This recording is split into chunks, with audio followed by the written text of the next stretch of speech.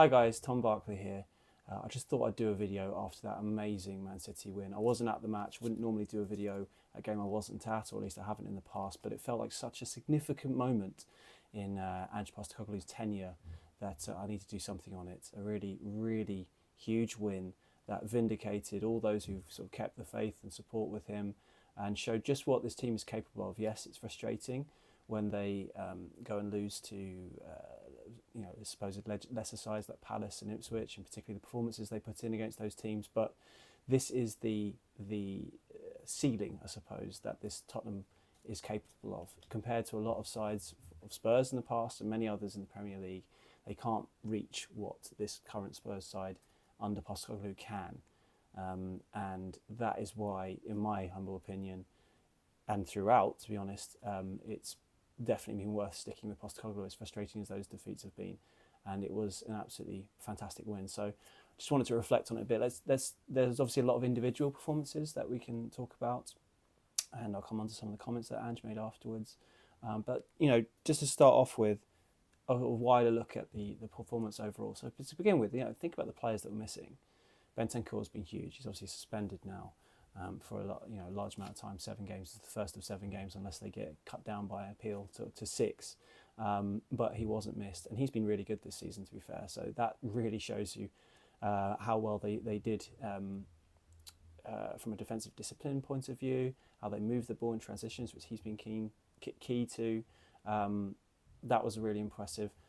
Obviously, the biggest fear going to this game probably was the fact that they were missing both centre-backs, Romero and Van de Ven, through injury.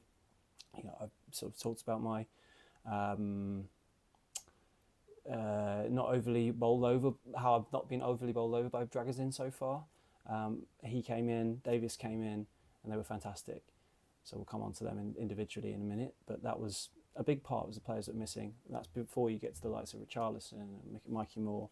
Whole bunch of problems that Spurs have had. I mean, City have got the same issues. Obviously, Rodri being key, and wow, this game really underlined for their 5th defeat in a row just how massive he's been to them. But that doesn't take away the players that are missing for Spurs, and key players at that. I thought Ange set up the team really, really well before this game. During that international break, sort of suggested 5 possible things that he could look to tweak, look to fix off the back of that Ipswich defeat. I'm not in any way suggesting any kind of tactical advice, but personally, that's what I felt they could have done with to try and sort of sort out this sort of lack of inconsistency. And I did feel like he played sort of 2 holders a bit more, with Sarr dropping deep, no Bentancur. That played really, really well. They were more about ceding possession, like they were against Man City. It's a kind of similar kind of setup as they did against City last time. And I have to be honest, throughout his tenure, it's been the one team that he really does feel like he's properly adapted his team to, and it paid off brilliantly.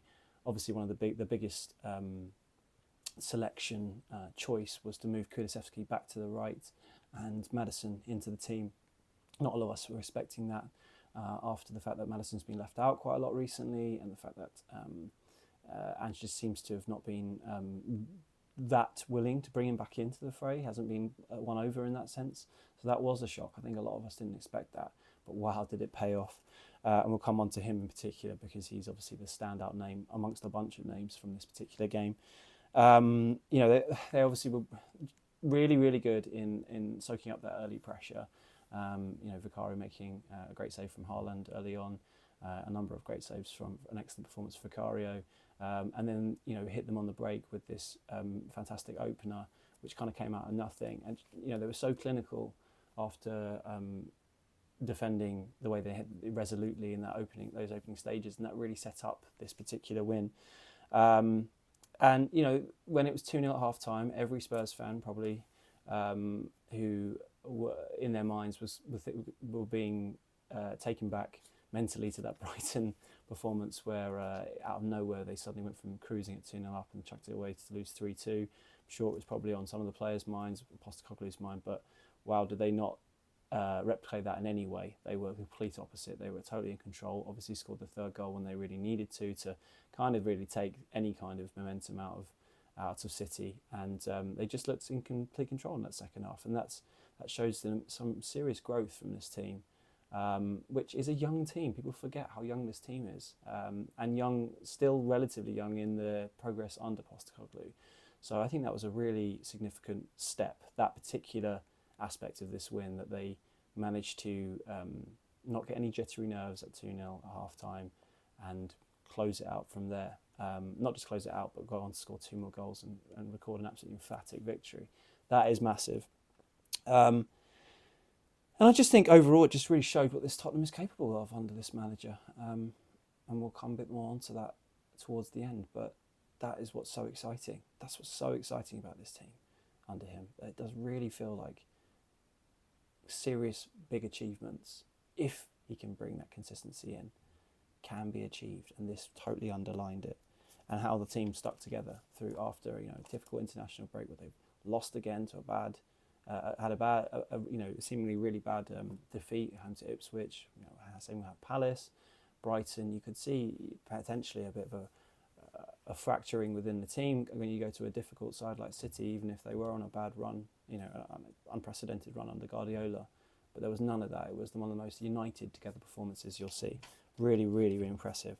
Let's talk about some of the individuals. Got to start with the birthday boy, James Maddison. I think a lot of people have been giving him quite a lot of stick this season, and rightly so. Even Ange himself has said he doesn't feel like he's had, in recent weeks anyway, compelling evidence, was the quote that he gave, as to why Maddison should be starting the game. But Ange did say that, over the international break, where obviously he wasn't away with England, he'd really impressed them with the work he put in over back at Hotspur Way, and he felt like he was the man to bring into the team. I kind of sort of stepping on the quotes a little bit, but Ange was talking about the fact that Kulusevski has had such joy playing out wide against City over the course of his Spurs career, which is interesting because for me, one of the best, well, if the tactical sort of masterstroke of this season for Postecoglou has been moving Kulusevski in the middle. He's taking him from being a relatively predictable winger out wide who hasn't got electric pace, which is quite key to this Spurs side under Postecoglou, to a absolutely brilliant, energetic, unpredictable number 10. But City seem to be the one team that really struggle when it comes to handling Kulusevski. I don't know if it's the fact that they dominate possession so much. Maybe left back's an issue, has always been for City. But he just has a lot of joy there, and Ange saw that, and he moved him back out wide. And Maddison, with his ability when he's playing well to really dictate play and retain possession. I remember there's a point in the second half where Gary Neville on commentary was talking about how he's running the game, and he was slowing it down when it needed to be, making passes when he needed to be, winning fouls when he needed to, and obviously, and his performance overall was so defensively disciplined and solid. Just absolutely fantastic. But sometimes I think we can get a little bit carried away with those kind of aspects, which are really, really important to an overall win, and maybe sort of gloss over some of the goals. Let's be honest, the goals were the key to this win, to get those 2 early goals and 2 excellent finishes. First on his left foot, what a ball from Kulusevski, but that's not an easy finish on the volley with your weaker foot. Brilliant, brilliant finish. And then the touch to set up his second goal from that pass from Son, take it inside and then clip it over with a lovely little dink finish. That is the mark of a really, really technically gifted top player. And that is why I suppose Maddison frustrates, just like the Spurs team, because he has at times blown hot and cold since he's joined Tottenham. But when he's at his best, he can do it against the best, as proven. And so if he can start to sort of gain confidence from this particular performance, start to knit it together a bit more, wow, what a player that Tottenham have in their ranks, and what a player to suit this Postecoglou system. So he was fantastic on his 28th birthday. Just really, really impressive. Which, by the way, James is not old. I can tell you that. I know he said afterwards in his post-match press conference, TV interview, that he felt old and he wasn't banging on about it. I know in football terms, 28 is probably not the youngest, and particularly in this Spurs team. But as a 37-year-old, I can confirm that 28 is not an old age. I think the next player to go after that is Vicario. He's someone who has had a lot of stick, particularly from set pieces, myself included. I feel like he needs to improve in there. That wasn't an issue throughout this game, so that's a feather in his and Spurs' cap. But his saves, no one's ever denied what a shot stopper he is. And when you consider the amount of money they paid for him, was it 16, 17 million? He is a steal. That's a great signing for a goalkeeper with this level of ability. It's just to get Tottenham to the next level. I do feel he still needs to improve on dominating his area from set pieces. But shot stopping, fantastic. What a save from Haaland early on. A couple of other saves he made from him. I think it was at Gundogan that De Bruyne played in later on. We hit him right in the shoulder. I mean, just so strong and brave and tall. It just was absolutely outstanding all round. And really, really deserves a huge amount of credit and was a big part of this victory, because if he doesn't save from Haaland early on. And there was a few moments where they rode the luck. I mean, Haaland hit the bar second half. He had a chance first half where he fired it wide. Haaland's clearly going through a bit of by his standards, a bit of a drought, maybe not crisis of confidence, but not on peak form. So that does help. But Vicario, absolutely essential. Really, really good performance from him. And then took the armband when Maddison went off. And he is a leader. He's a leader amongst this team. So really, really good all round. Then I think Kulusevski, unbelievable player, being a player of the season by a country mile. I think, Johnson's really probably the most improved, but Kulusevski's just been brilliant pretty much most games. The odd game, like the defeats they've had, unfortunately, he hasn't been quite at it, and that's probably not a surprise that they struggled when he's not right on top of his game. But really, really good again today. Back on the right again. Unbelievable pass for Maddison's first goal, showing his quality with the ball. Brilliant run in the lead up to the Porro goal, where he nutmegs one of the players and has this little dribble which sets away this counter attack. And his ability to do that, spark attacks and counter attacks, which were key to Spurs' win today.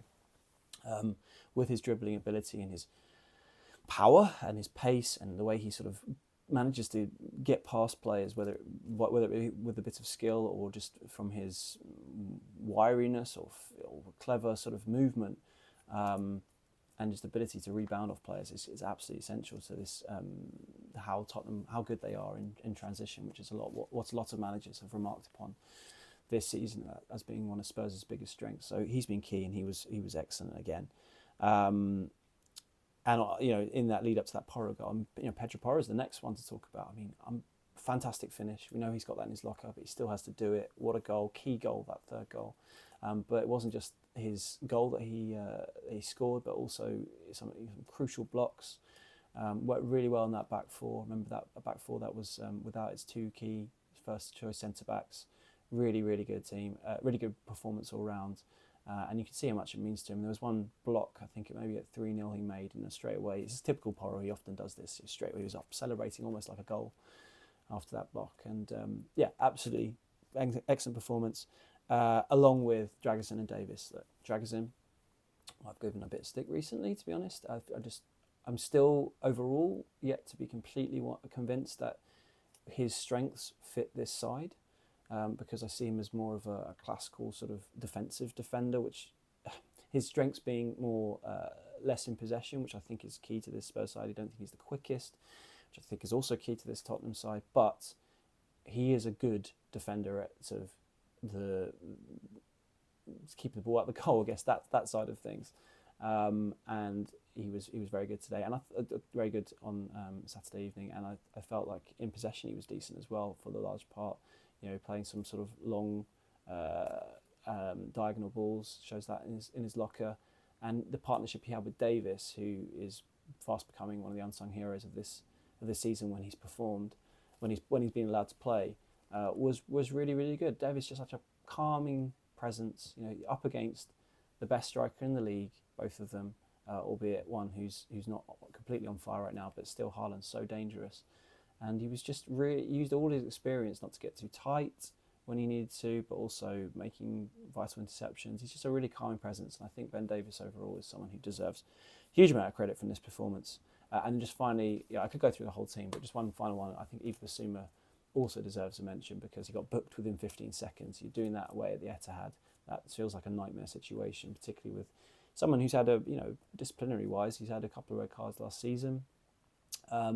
And he handled that situation brilliantly for the rest of the game. So fair play to Yves Bissouma. talking about Ange's comments afterwards, I mean, he did talk about this being a significant win, an important win. He already said, I can see people talking about the fact that City on a bad run, and maybe almost like underplaying the manner of this victory. But given where Tottenham were at after that Ipswich defeat and the referendum it seems to be on Ange's style in every game and where are they going, that whole narrative, to go and pull off a victory in arguably the hardest game in world football. Maybe not right now, given the form that City are on, but generally over the last few years was huge. And 4-0, I mean, it really is an emphatic. Clean sheet as well. Unbelievable. So he wasn't downplaying it. He felt like it was significant. He talked about how when you play against City, you've got to be great in every way, whether it be discipline, playing your football, all these different aspects. And he thought they were fantastic in all of those parts of the game, and you have to agree. Like they were really, really hard to play through. Yes, City did create chances because that's what they do, but not loads, not many clear-cut chances either. They were resolute. They were really well put together as a defensive unit. And then, as I say, on the counter-attacks, they were blistering. And Ange's got to get credit for his subs as well. That's something that people have criticised him, including myself, this season. But, Werner, not everyone's favourite player at Spurs. But look, he made Kyle Walker look like he has lost a yard. I don't know whether he has or whether there's one particular moment during this game. But it was a brilliant run. Ball was on the money, which you haven't always said about Werner this season. And, absolute steal for Johnson to get back in the goals. Ange also talked about Maddison in particular. He said, obviously called him outstanding, but particularly in the way he kept the ball. Talked about, as I said earlier, about how impressed he's been with him over the last international break when he's been back at Spurs. And he talks about how Ange takes it personally when he can't get the best out of players, when players aren't performing as well as they can. And he made no bones about the fact that Maddison had been going through a lean spell, he said. Feeling like this was a slight on him personally, and that he couldn't get the best out of him, but he certainly did there, and it was a masterstroke bringing him back in, because I think a lot of Spurs fans, as I said, would presume that wasn't the case. And fair play to Pep Guardiola as well, saying that basically you just got to give credit to Tottenham. You lose 4-0 like that. I mean, obviously the main focus from a national point of view is what is going on at City, how are they imploding in this way. We've never seen this before, and rightly so, to be honest. But from a Tottenham point of view, they deservedly should take a huge part of this narrative because of what a performance it was. And then finally, Postecoglou mentioned about the fact that this team has stuck together. Where in a time when perhaps they could have splintered off when things were going a bit rough, particularly following Ipswich, and it shows you how it does feel like this team really buy into his whole approach, which is another reason to get behind the manager, I suppose.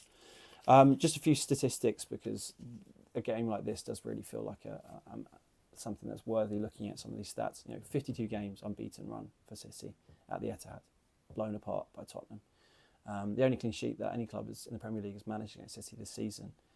7 goals they've scored in Manchester now. Obviously, when you couple it with a 3-0 win at Old Trafford, yes, it was towards the end of Erik ten Hag's demise, but they haven't conceded in that time either. I mean, that's no one's going to surpass that this season. That is very, very impressive.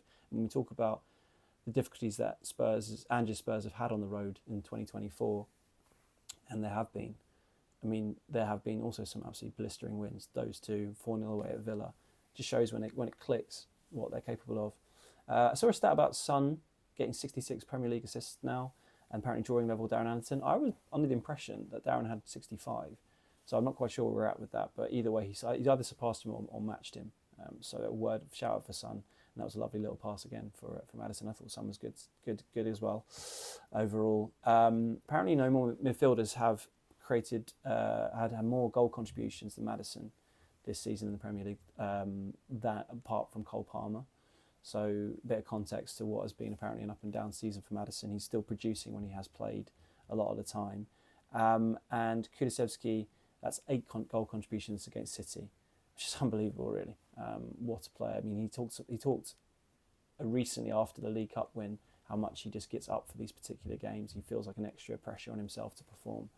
And wow, he absolutely lived up to it with a fantastic performance.